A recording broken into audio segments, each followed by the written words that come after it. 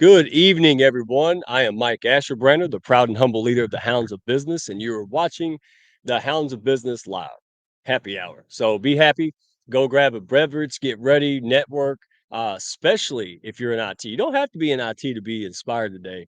Wonderful friend, brilliant lady, Dr. Jane Williams. Cannot wait to bring her on, talk about her, and just share a lot of her wisdom that can certainly help you guys move forward in your careers, get unstuck, especially in IT. I'm not going to spill the beans. I can go on and on. We know that. But hey, let's see. I always say nobody watched the first 30 minutes. Jane's back there. So that's why I just get up here and do my Muppet show until I see a comment. All right. So hopefully everybody's doing well. And let's see. I'll tell you what, we'll go through. Hold on. I have somebody I'm training that can work the backstage. So you all will miss all the screen disappearing and stuff. I'm sorry in advance. Let's see. All right. All right. This is about to come down. Hounds of business. All right. No strays out there. If you're looking for a pack of high level, heart centered professionals, you're trying to grow your business, trying to grow visibility, and just be supported, right? But sometimes we lack the resources and the support to get going. All right. So no more strays out there. All right. Join the pack.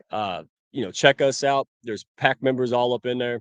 And who's LinkedIn user? I hate that. Oh my goodness. Not your fault. It just glitches sometimes. Let us know who you are. Thank you for showing up. And if you've been in the Hounds of Business community, HOB, for at least 3 months, around that, and you're active and you really want to get engaged and you really want to get more out of this and put more into it, then scan that QR code. I'm going to be setting a meeting with the ambassadors, the potentials, and really start hammering this, man.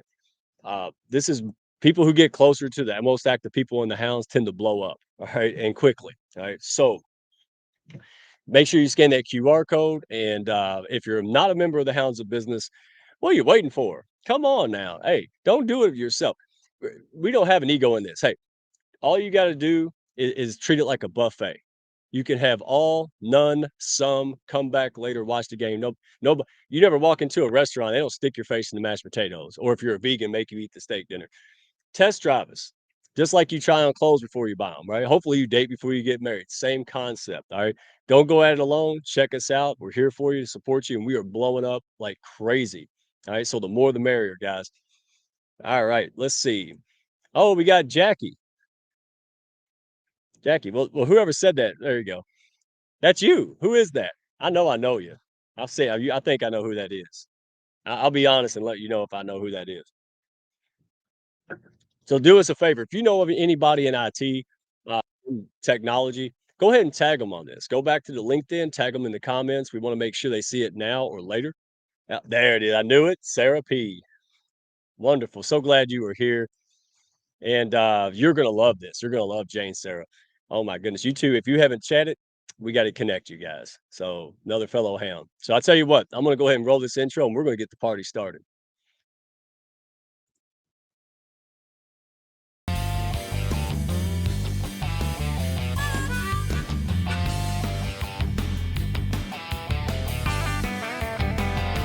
Are you looking to grow your network and your net worth with other high level, heart centered professionals? Then grab a seat and your favorite beverage and join Mike Asherbrenner, the Redneck Connector. It's time for the Hounds of Business Community Happy Hour.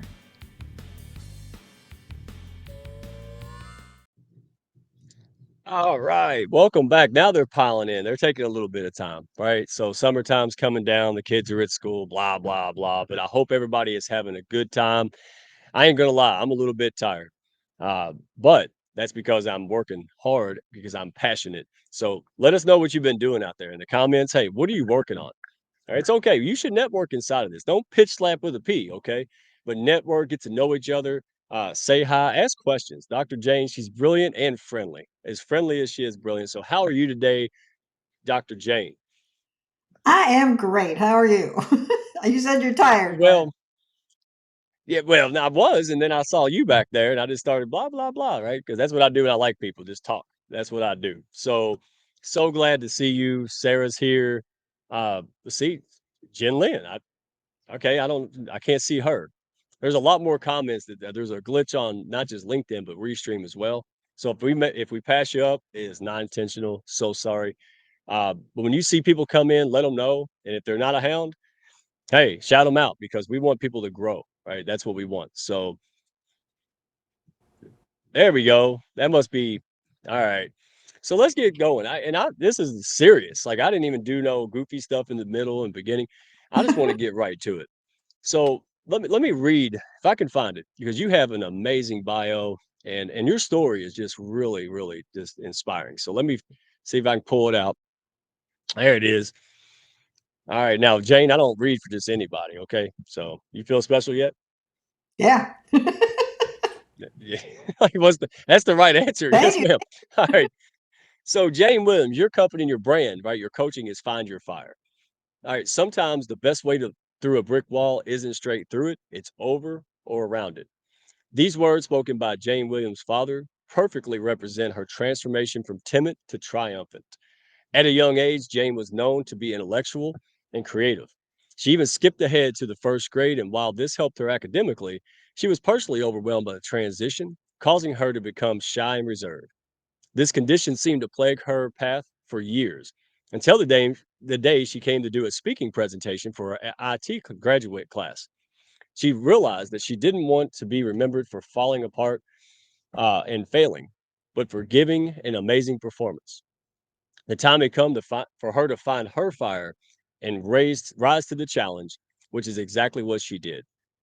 This launched a transformation that not only gave her courage and confidence to speak up and stand up for herself, it fueled an enormously successful career at IBM, where she flourished in a male dominated industry over the next 2 decades. During her time there, she gained extensive experience managing global teams in Fortune 500 companies and, and a multitude of industries. And after making her way around many brick walls and traveling across the world, she knew it was time to ignite her solo career and pay it forward. Today, Jane coaches ambitious women in IT to get clarity on their career, calm their voice, and find their fire. After successfully climbing the leadership ladder, and charting her own path to success, she now helps other women rise to their ideal of success in their careers. Jane is an exceptional problem solver who is certified in design thinking with a master's in information technology and a doctorate in leadership of remote teams. She actively listens and creates order out of chaos to help her clients clarify and capture their desired career path. Her mission is to offer a see, look, there's a word I can't say. How do you say that? Bespoke? Bespoke. That's a big word. There you go. Bespoke experience that combines coaching and mentorship while encouraging and inspire women across the globe. Wow. That's you. Wow. You've done a lot of stuff. So let's get to it. All All right. right. You have. All right. And a lot of It good sounds inspiring like stuff that in the too. bio all the time, right? Yeah. It's nothing like watching somebody read your bio while you're sitting there. I love that. Right. I don't know if I chew on my fingernails. I don't know what to do when they do that. But you did well. You just smiled. Like, I'll do whatever. that next time. Yeah, whatever. So, can you tell us about your early years? We just kinda mentioned it. What was it like skipping, 1st grade to 1st grade at a young age? It's so weird. It's like I don't know if anybody out there has read the book Lessons in Chemistry, but I think the main character in there, it's all about my generation and that before, and how women struggled. But one of her things, she was put into school where she could read before everybody else, and I could too. And what you learn to do then is you want to fit in, so you hide everything. You hide it. I didn't want to tell anybody I learned how to read. I didn't want to tell anybody I knew all this stuff. So it kind of increases your shyness because you're even more withdrawn because you don't want everybody to think you're a weirdo. So Right, I don't know. It's right. a hard thing. Yeah, well, now I'll let my weirdo out. That's Yeah. that's okay. I'm a happy weirdo. But you're right, my daughter's 5, and she's like that. She is super smart. She really reads people, and you see her pull back a lot. Because she doesn't wanna be called out. Like, "Hey, you're Yep. really smart," and she's shy, but she's a COVID baby. She grew up with old people, I mean, so she thinks she's old. I mean, she thinks she's an adult, right? So, I can relate to that. So, what is, how did being intellectually advanced, but being shy, like, so throughout your childhood, so early age, we know how you felt, but what about high school and even after that, like college? It's weird. It's like you get your masking techniques, you get your, mask in front of yourself, and you don't want to be yourself in front of people. It's hard to do that. But then you start getting crazy and you find that little group of friends where you can do that and start growing your confidence, slowly but surely. But it's difficult. And especially, when I was lucky enough to have a father, well, both my parents, really kind of taught me and gave me a deep seated assumption that I could do anything I wanted in the entire world. I mean, that was rock solid part of my growing up. So, regardless of what happened and being shy, I still had that idea that I can do whatever I want. I just got to figure it out. And, but what I didn't learn was how to make other people help me do that. So that I think is a lesson that's very, very hard to learn. It's how to reach out, have people involved in your success, and understand that they're helping you. So and trust them. It's hard. So that's one of the things you need to learn. Yeah. Well, I remember, I can't remember where I read it, maybe it was in the quote, but, your father's quote, right, about finding ways around the brick wall, right, it seems pivotal. How did that advice shape the way you approach life challenges in general? It's so funny. I just mentioned this to a client the other day. It's like my dad was a great person, love him to death, and he's my inspiration, but he was very autocratic. I mean, he was in a house with three women and nobody listened to him. And he just learned to be very, very autocratic. He wanted things the way he wanted them. We all approached it differently. My mom just placated him to whatever he wanted. My sister got in his face, and yelled at him all the time. And I just said, okay, and then went off and did what I wanted to do.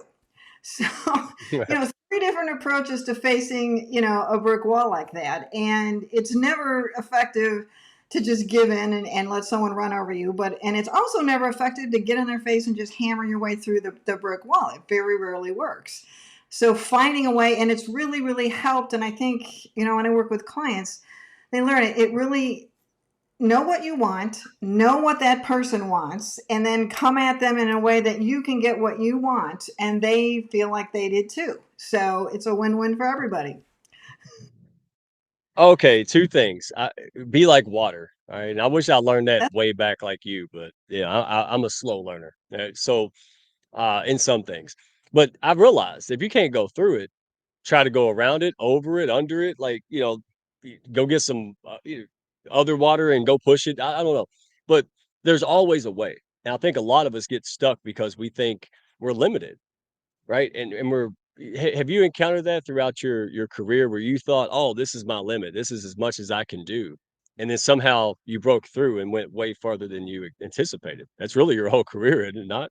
Oh my God. I remember waking up one morning, just when I was working with IBM, it was like every morning you'd wake up and it was either I would do like 3 cities in one week, and you're taking on a new thing and learning a new technology because you had to do that constantly to be successful. And I remember waking up one morning just like, God, I wish I knew I could wake up one day where I knew exactly what I was doing, and it was something that was so boring I could do it in my sleep, and I just Mhm. never had that opportunity.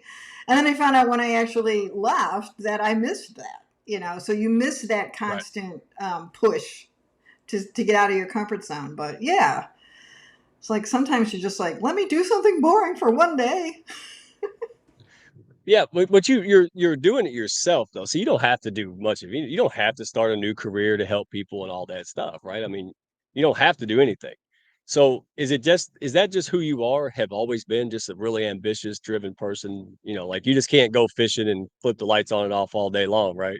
Or turkey hunting. Sorry, turkey hunting. Turkey But hunting. like I don't, what? unfortunately. Um, I'm honestly a very lazy person. I'm not go, go, go, go, go all the time. I take my time for myself, as anybody who knows me will know. But I like to I wear this ring, and inscribed on this ring is seek discomfort. And it's a group of guys that, I don't know if everybody's heard of this group, but their whole concept is if you're not doing something outside your comfort zone, what's the point? So, to me, I've Yeah. always been like that. It's like, it would be nice to wake up someday and have a boring day, but it's not interesting. I mean, you need to be out there always doing something that you've never done before, learning new things, pushing yourself. So it's really, really important. I'm going to skip ahead because I want people, if you can't see this book, the title, the author, and who's on it. All right. So maybe we can see it there. Can you guys see that? Y'all see that face? That's a familiar face. All right. I give a free virtual hug to whoever could tell me who's on this. Who's that picture of that guy? We know that's Dr. Jane, right? There she is. Who's that? And this book is by, tell us about the book. Let's go ahead. We'll talk about it multiple times because I want to make sure people get it. You helped co-author this book. Tell us about it if you don't mind. It's really interesting. This is the multiple editions. This is volume 14, but it's contributions. Jim Britt, who is a really great motivational speaker. If you've never heard of him or anything, he's just a fantastic guy to follow. But he's done this in collaboration with Brian Tracy and Tony Robbins, who's on the front there. Tony's just an endorser. He doesn't write anything in it, but it's a collaboration from people, all over the world, writing articles about how to be successful. A lot of it's focused on entrepreneurship. My article's about having to be an entrepreneur within a corporation, but it's really not just about, when they say cracking the rich code, they're talking about having a meaningful life and doing what you want to do the way you want to do it and being successful doing that. And I was just so honored to be approached to them and asked to contribute to this book. I mean, it's just kind of a neat thing. I mean, just reading the different articles, there's a lot of them out there. You can grab even the past copies. Really inspirational. And I learned one of the best things that I learned in it was there was an article, I don't know if it was Brian Tracy, but it was somebody wrote an article about being your own butler. And this one really, really resonated with me. It's like, how would it feel if you woke up in the morning and all your clothes were laid out by your butler and everything was perfect and your coffee was all made and your breakfast was right there? Well, you can do that for yourself, and make yourself feel better. And so it's all about, being successful, working hard, but also having a rich, fulfilling life while you're doing it. So That's so funny. All right, I'm gonna go ahead and tell everybody because I shouldn't. Hopefully, my wife's not watching. I see all the clothes that I just took out of the dryer and just dropped them, right, and they're still there. And I was like, okay, that's bothering me. So, but then it dawned on me. I was like, hey, Goofy, all the energy you spent grumbling about the clothes, you could have had them folded like 2 days ago. Right? Sometimes you just got to do it, right? Well, I worked all day. Well, work a little bit more, right? Get it done. So I love the sentiment behind it. Everybody, and I wanted to bring this up because I've seen people in here, tech people, but that's not just, this isn't just for tech people. This is for strategies of winning, right? yeah, yeah, it's Yeah. all So go about check. entrepreneurship, a lot of it. Yeah. Wonderful. All right. So let's dive into that a little bit. So, what inspired you to pursue a career in IT? It has to be a good story, right? So, what was that moment where you were like, "This is it. This is where I'm going." Was it I got childhood or is it later on? This is an hilarious story. I was not inspired to start a career in IT. I was a financial advisor right out of college, and that Really? was the worst possible job for me in the world. And I was this close to getting fired. They were taking me by the scruff Okay. of the neck and walking me down to HR. And since they knew that I was at least energetic and willing to work, but there was an opening in the information center, the new information center. And so they got me a job there and they said, okay, you got this for 6 months. If you can make it here, you're good. Because I learned, and a lot of people don't learn this, and some of my clients, I think, don't. It's a hard lesson to learn is how to survive in a corporate life. They don't teach you that in school. And, I was doing stuff like standing on my desk, yelling at people across the room and, doing crazy, stupid things like that. And, you learn the hard way. But Yeah. then I got into IT. I was really, really good at making hard things easy. So automating, I think, anybody in IT will know how wonderful and powerful automation is. My my catchphrase was, you don't want me, you want me to do what? It's like, I'm not doing that. I can set up, Right. a bot to do that and it'll be really easy. So that's how I got into IT is number one, almost getting fired, then getting into a job where I was stellar at doing what I was doing. And I think the lesson from that is people get stuck in their jobs and they think it's horrible. They hate me. I'm doing a terrible job. They're going to get fired. You can be really next to being fired in one job and not change anything about yourself, move to a different environment, and you're a rock star. So it's all about finding your fire, what you're good at, what drives you, and then following that and not listening to what people tell you you should do. Doing what you know from your heart that you're good at. So, and then having the confidence then to follow that. I want to hit on that because that's a huge topic. I mean, did a lot of people try to discourage you? Was it friends, family, or did people say, "Oh, you shouldn't do that" at some point? Or yeah, elaborate a little bit because that happens all the time. People in the comments, "Hey, folks, hounds, friends of the hounds, chime in." You're like, "I'm going to do something great," and I forgot who it was. This quote. He said, "When people say you changed, when people say that you've changed, it's because they don't know how to say you've grown." Oh, So like that. man, that is amazing. That's because it's like when you're hanging out with the same people and you try to crawl out a hole. They're not ready to crawl out that hole, so they try to grab you back down. "Hey, you better get back here," kind of thing, right? So have you experienced that much or at all, throughout or I think a lot of people have. It's like you got something that you want to do and it doesn't fit someone else's mold or they've got a different perspective than you do. And you're not going to be, you might be successful in changing the minds of 50 people around you and changing a corporate culture. It's been done, but it's much, much easier to find your path in a place that at least you got some support around you and people recognize you and they have your perspective and your values and your culture. So yeah, right? but I think everybody's done that. I mean, everybody on this call has had that situation where they thought they were really, really great and people were just telling them, no, you can't do it. Kind of change your perspective and, maybe shift a little bit and get with some different people who think you're great. Well, I think it was Goggins or somebody said that you will never have a hater who's more successful than you. Yeah, you can tell I've been listening to this. I need to hear this stuff because I'm like, "What is going on?" I'm like, "Hey, anything that's going on with you is pretty much what's happening to anybody who's chose to be more than they are," right? Like, I used to say big thing. I mean, I believe it. I couldn't say the words. I want 1,000,000 heart-centered, high-level professionals, in 3 years. And that sounded crazy, and some people were like, "Oh my god, don't say that." And then other people were like, "Yeah, that's nutty. That's crazy enough for me to wanna be a part of." Like CJ, Doctor CJ is like, "Hey, that's so crazy, I wanna be help you do it," right? So, don't judge people. We're not judging people. We're not saying we're better or worse. What we're saying is there's a mindset difference, right? I talk a lot, so hanging out with a bunch of moms would just drive me nuts. Could you imagine? I mean, it would drive them nuts, probably worse. So get in where you fit in, and when you start to shift that mindset, my goodness, you'll attract people. You'll attract people who will be like, "Hey, I'm crazy like you. Let's do this." I mean, look at the chat, right? There's the hound's just Yeah. a great example. So I want to dive into you said something about a graduate.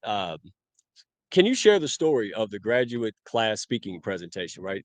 How did that moment become a turning point for you? Oh my God. I was in, IT curriculum, IT folks, and I can't remember, but I was probably the only woman in the group. Maybe if so, there's maybe one or Wow. two. I know I just take it to take it for granted anymore, but we had one of our assignments, one of the final assignments was, and these are master's level people who've been in business for a while, was to give a presentation, create a presentation, and convince an audience of something. They were, there was that panel where you kind of like Shark Tank, where you have to convince somebody of something. And I'm like scared to death. It was horrible. I went over my presentation over and over. Thought it was okay, but I was still scared to death. And I walked into the room, and they were guys. Two of them actually left because they had to go throw up. They were so scared. And I thought, whoa. These are Wow. guys, they've been in business forever. I haven't been in business and they're still scared to death. And I said, well, wait a minute. If they can't do it and they're scared about it, I can at least do this better than them. There you go. That's the spirit. Right. So I said, Opportunity. okay, I said, let's go. I mean, what's the worst that can happen? It can't be this bad. So I went and gave that presentation, and it turned out being fantastic. Everybody loved it, and it was great. And that really got me to believe, like, being scared.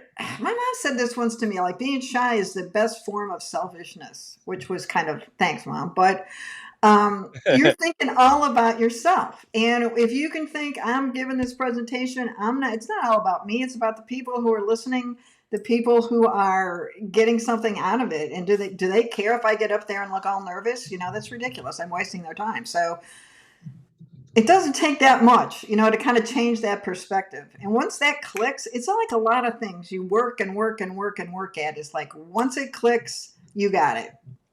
So, and from then on, I was, I'm not saying I was really excited about public speaking, but I still, knew I could do it.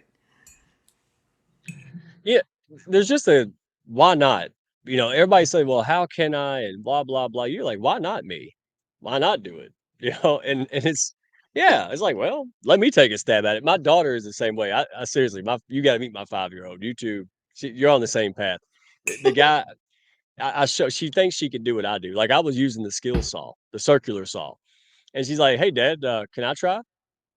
No, you can't even reach the table. No, they can't try. But I've conditioned her. She was a little baby, about 3 years old. She's screwdriving the toilet seat together, right? I just let her do it. It was funny. I was walking down the street and this guy was out there with the drill and the lumber. Same thing. He said, "Hey, do you want to try this?" And I almost died. I was like, he has no idea. He's like, "You do it like this." And she just picked it up, bop, boom, boom, boom. No It fear, was huh? like, oh my gosh, she made me stand there for an hour and a half outside while she put the bed slats together. But again, she doesn't understand that she's only 5. She doesn't care. She's capable of doing it. And, Yeah. It a never lot of, occurred to her that yeah, she couldn't do it, right? yes. And again, it sounds cliche and like some after school special, but it's true. Like, when she fell down the first time after she walked, I didn't say, "Oh, don't do that again." Right? Hey, get up and do it again. But at some point we don't. And I want people to understand that it's you. You did this when it wasn't famous, wasn't popular, right? It had to be very challenging being a woman in a male dominated industry that really wasn't open to be yourself, right? Those kind of things. How do you be yourself? I mean, corporate life and life in general is hard enough, right? So let's Yeah. transition a little bit. And if you want to add something to it, go ahead, because this is No, all about you.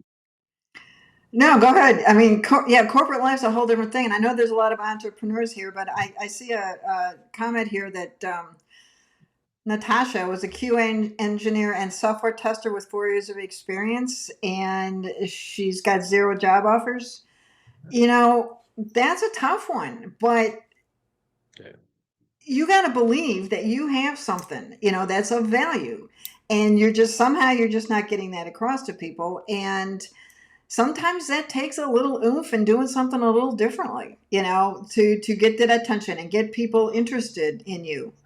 So do something a little bit crazy. If you're just sending that same old resume out day after day after day and it looks the same and it's not getting any results, change it up.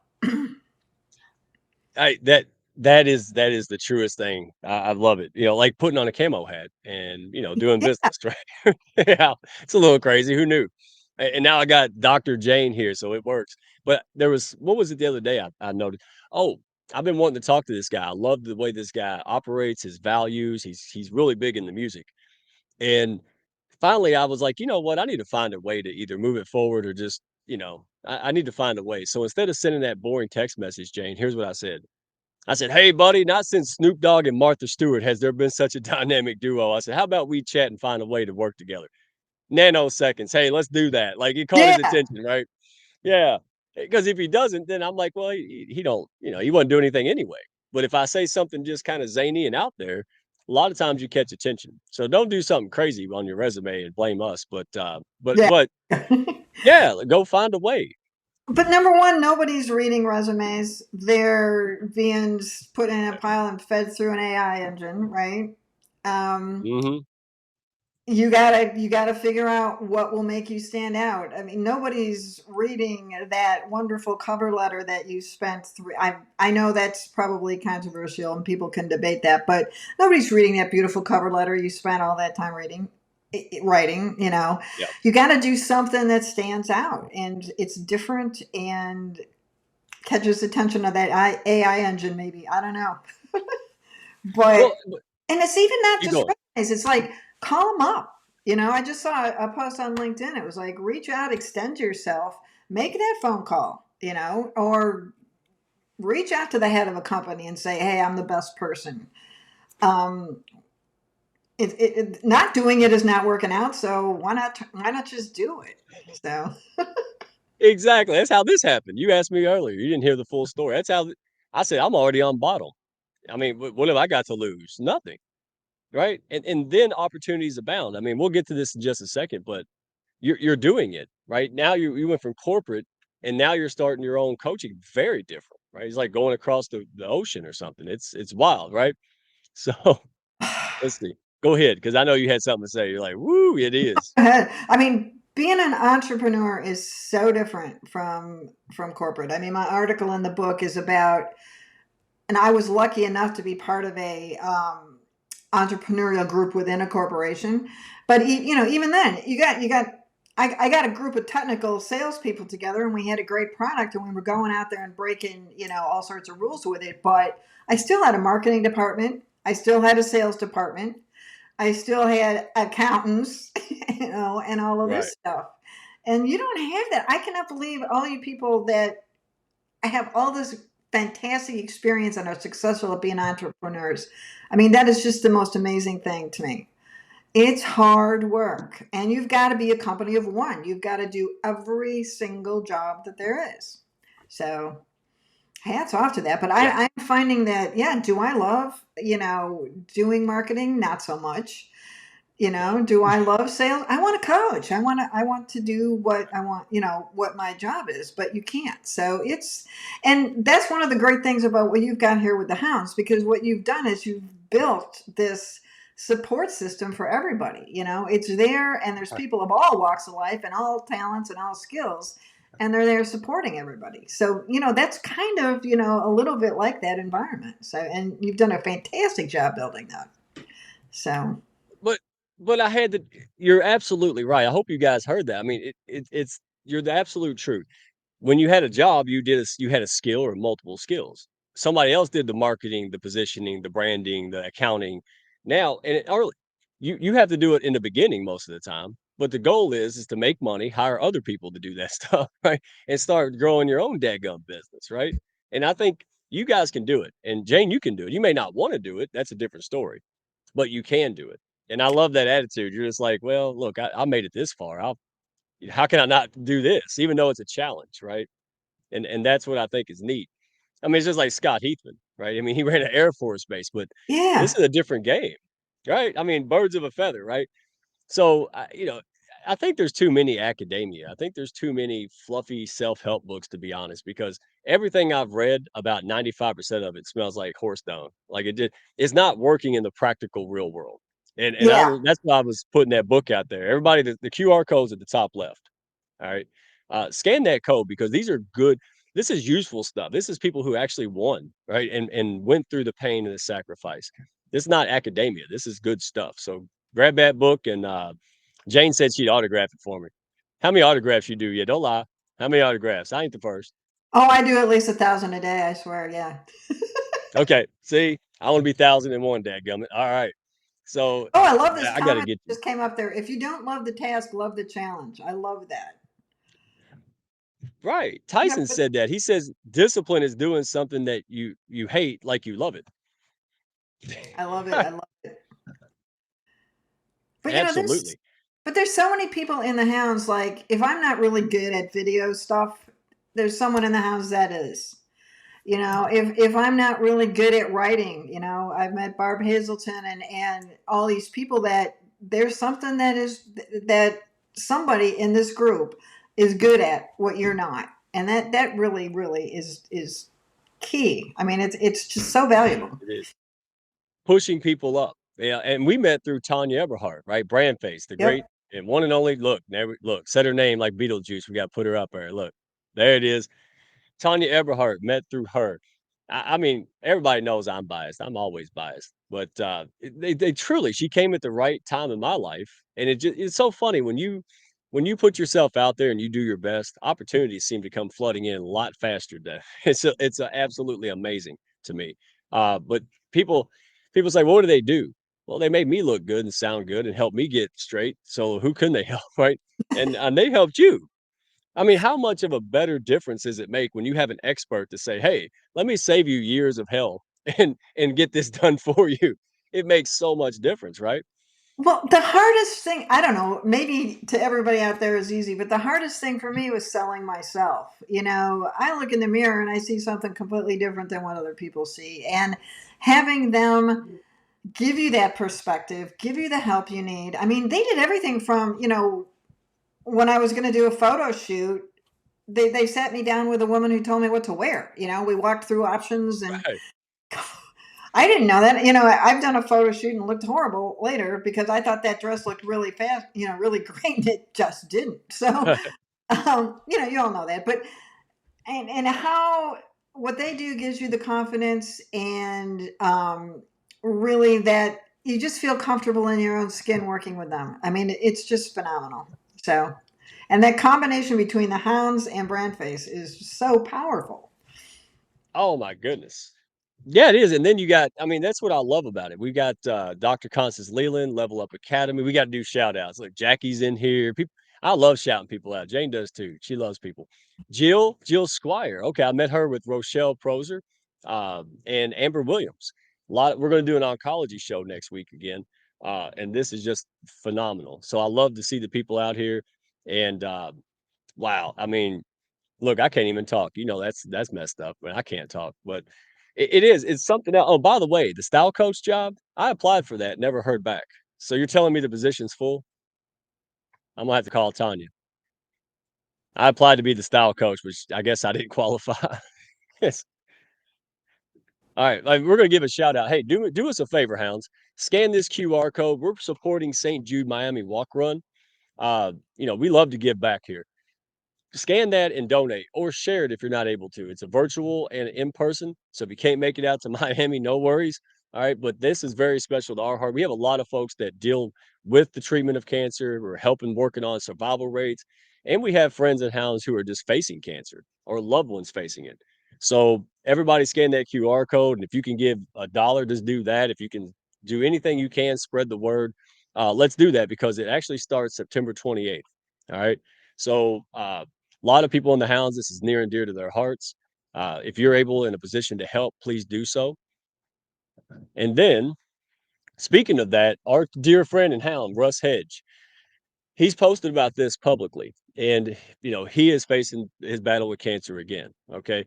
So, but Russ, man, the guy has a heart of gold. He wants to continue and go out there to the event. So, we're looking for sponsors to help Russ go out there and support and speak and be a part of that to help other cancer survivors. Okay.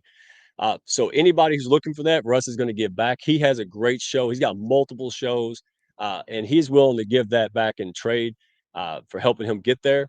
So I did it.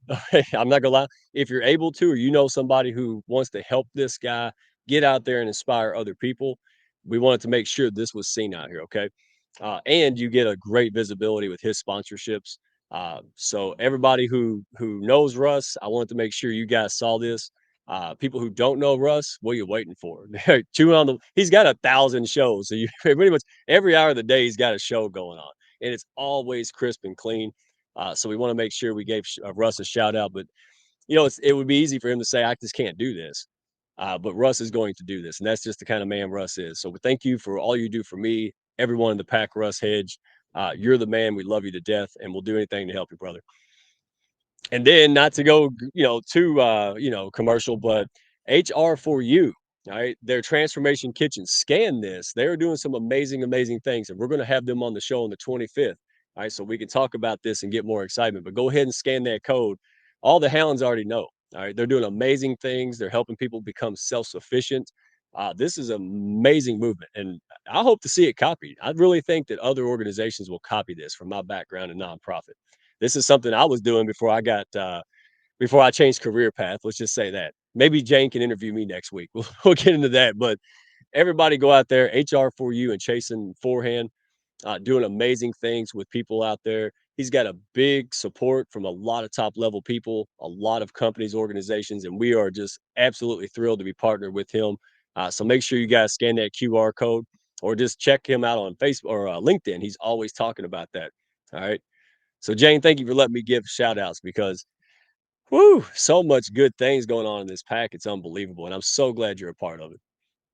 Well, as a cancer survivor myself, I can't believe he's actually doing things while he's going through that. It's just, there's no way. I was like in my bed with a pillow over my head. So kudos to him. Yeah.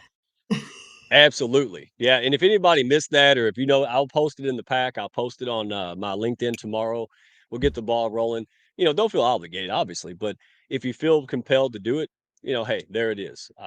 But yeah, it is tremendous how and not just him, there's several people, and there's just something inside of you. Again, well, I can't build a business. I'm not facing cancer trying to build a business. Like I get a paper cut and I'm like, "Oh," there's always someone to inspire you to be more. That's and Yep. you do that for a lot of people. So, before we maybe we'll dive a little bit into the IBM a little bit more, but I really want to talk about what I think everybody else wants to hear: the career transition. Right. So you had this big, great career at IBM, and you've done that. Well, first of all, before we do that, because now it's different. What was the experience like working in a corporate setting in that male-dominated industry? The one thing about IBM is it's a million different companies. So Yeah, I did right. a million different things, and there were a lot of different opportunities to try out a lot of different things. And I think what was really fascinating about the whole thing was the opportunity to work in a truly global company where I got to work across cultures. So, working in a male dominant organization, I don't know, I'd done it so often and for so long, it didn't even occur to me.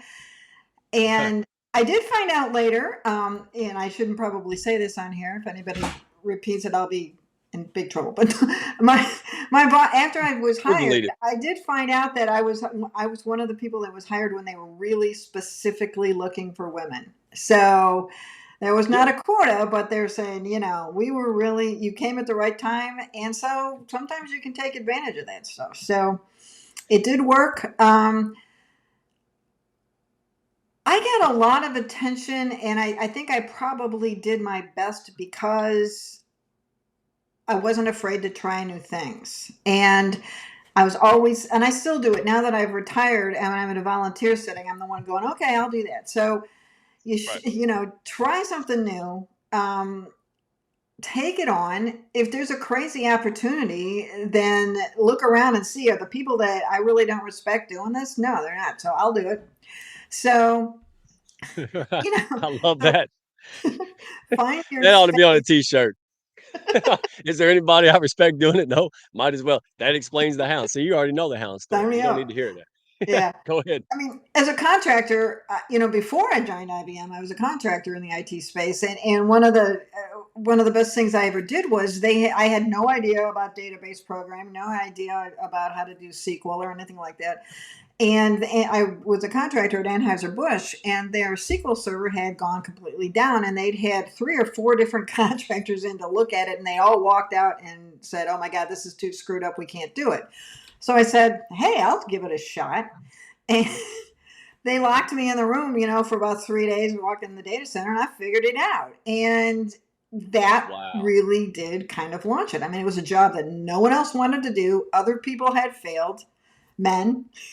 And I went in there and figured it out. And so not being afraid to take that on, when they would say, okay, I ended up I was a project manager, project program manager, and they needed someone to do troubled projects. Those are projects that are at risk, in trouble, something's massively screwed up with them. And I did that. I said, okay, I'll do it. Why not? And I did that for like 2 years, traveling around the country, getting yelled at by people. But I think it's probably why I can be a coach now because, you just learn. Just let them yell, let them scream, let them get it all out, and then we'll fix it because nothing's that hard to fix. So it's just taking on, and taking on things that are outside your comfort zone that other people don't necessarily want to do and shining. I, you're such a cool person. You're just always just kind of cool. You know how to chameleon around everywhere. You're just I've seen you at the brand face sessions and all these different things, and you're just cool. And so as we talk about that, your transition, what motivated you again to transition from a corporate career to coaching when you really didn't have to do anything? Yeah, well, I really kind of retired from IBM. I was at an age where you couldn't quit. You retired. I was sick of traveling. I just couldn't take it anymore. And I came back to St. Louis to my alma mater and was the CIO. I ran the tech group there. And it was a challenge. It was a team that had been under very autocratic leadership, very under recognized, very depressed. I mean, they were all walking around campus. Well, everybody said, "Why are you people always look so depressed?" And I loved that challenge. I did that. That was the hardest thing to do. I mean, it took 3 years. I really kind of changed and made some changes in that culture. Didn't last, but it was. I really learned how hard it is to change culture from within, right? Yeah. And Right. so one of the things though that really really helped was I got two of my people who I thought were brilliant but they had been under recognized. I put them through coaching with an external coaching company that gave them another perspective on their abilities and what world was like. They were in like this little fishbowl where they didn't even know. They went through this coaching and they came out just great. One of the woman was she's now got a fantastic job. She left and she's got a fantastic job in another group. And the other the guy that I put through now is at the director level, where he wouldn't have been before Wow. and very happy. So I saw that, and then when I retired, the people that I that did that coaching asked me if I would work for them, and so I do that with them on a contract basis. And it's been so rewarding to actually be able to give back, and I, I have a kind of an unusual career trajectory. And so I've got a lot of experiences that kind of help me. And I think a lot of it is with women who find it that they're put into a mold, they're told what success is, they haven't learned how to speak up and define their own success and just helping them come out of that shell and find their own voice and find what they really really love. I just love doing that. So it's not something you can't not do, right? I would do it if Let's I switch wasn't gears. even making money. Well, actually, let's dive into that a little bit. So, what is it that's particularly women, right? And I guess it's true for men too, but what keeps them from making a change like that, or seeking coaching, or trying to pivot? Is it just I have a 401k, or I have a pension, is it that comfort zone, or I'm too old to change? Like, what do you kind of hear from folks as you coach them of why they don't make changes, even though they're becoming miserable? That's a really really good question. To me it's I get self-evident. lucky, Why wouldn't you make a change if you're miserable? But I think they right? feel a lot of these women feel like they're trapped. I mean, they feel like I'm getting paid well. I've reached some level of success. I have a family at home. I have to do all these things, and it's hard for them to take a risk. I mean, they're not in a situation where they feel like they really can take a risk, No, and so that's hard, and but if you take a calculated risk, that's a little different than taking a just complete risk. So, but a lot of these women are like what they've told me to tell me time and time again, and I find this true in this remote. I did my doctorate on remote leadership, and it's truly, truly different than being face to face, as anybody would know. I mean, here we're in this little box. That's all you see of me, right? yeah, I need And your coaching. I'm all and virtual. yeah. And it's all, but it's hard for them to be recognized. It's hard for them to feel like anybody's paying attention. They have a great idea. They have the most wonderful idea in the world, but they're marginalized and ever, and they don't have the courage to stand up and say, this is a great idea. You guys are doing this wrong. Listen to me, and I'll prove it to you. And you have to back that up with skill. You can't just do it with nothing to back it up. But if you truly have a great idea and something that's worth hearing, stand up and say it, And it sounds simple, but it's very, very difficult to do. You're preaching to the choir. You have no idea. So I, I put my stuff in the box and left late at night and said, "Hey, honey, I don't have any income." Yeah, that's that was not calculated. I don't recommend that. But what I do recommend is to follow that little voice that is telling you, you can't do this no more. You are sick and tired of being sick and tired. This because as soon as we try to say, "Oh, we're going to make a change," yeah, but how am I going to get the kids to school and blah blah blah and d, right? And that's where you can come in. You can sit down and help people work through the emotional side, right? Work through all that. Plan it out. Don't just do like I did, put your stuff in the box and go, "Uh-oh," right? That's not I don't recommend that. For me, it had to happen because I knew deep down and I was supposed to be a creator and do something, right, special. But I just did it in a goofy way, and I needed that. I needed that, but most people, they need help, and that's so tell us about your coaching. When somebody comes in, you know, who can you help the most? What kind of things are they going through? And, a little bit of the guidance, like, is it 6 weeks or tell us a little bit about it. Um, It depends on what you need. I think a lot of people really just need that focus. A lot of who I work with are people who are new leaders, and it's very, very difficult for some people to make that transition between doing something, especially in IT, when you really love coding. I love getting on there and writing some code. I love working with this network software and all this stuff. And suddenly you're a manager, you don't have the same job anymore, and it's very, very hard, and nobody gives people in IT, and I don't know, I it just seems like it's more pronounced in IT, but nobody gives them any decent training in the fact that it is a new job. This is how you're leading people. You're not doing it anymore. You're teaching and helping other people to do it. And that is something that most of the people that I coach, that's the position they're in. They're new leaders, new managers, and they just haven't had any. The first thing I tell them is go out in your company and get yourself a decent mentor. Who are your role models? Who do you want to be like? And how do you want to, do you have ever had a great manager? Who's your best manager? What do they do and why? And That's smart. it's that recognition that it's a different job entirely. And I hear women in IT say it over and over again. It's like the guys don't respect me. They're all technical. I'm not technical enough. So what? You're not doing it. You're not.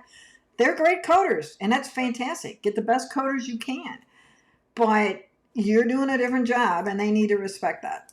So Right. I mean, it's like the coach. The coach doesn't go in there in the locker room and act like the players, right? I mean, there's a different role. you bring There out was the a best in lady other people.